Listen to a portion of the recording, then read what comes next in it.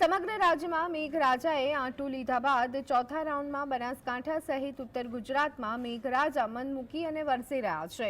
ત્યારે જિલ્લાના ડીસા તાલુકાનો બાયવાડા વિસ્તાર ભારે વરસાદથી પ્રભાવિત થયો।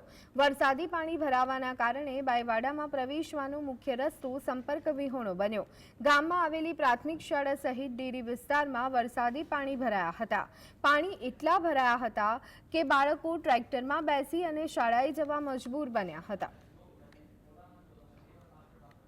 ગામની પ્રાથમિક સ્કૂલ અને ડેરીના આજુબાજુ વિસ્તારમાં ખૂબ મોટી સંખ્યામાં પાણીનો પ્રવાહ વહી રહ્યો છે।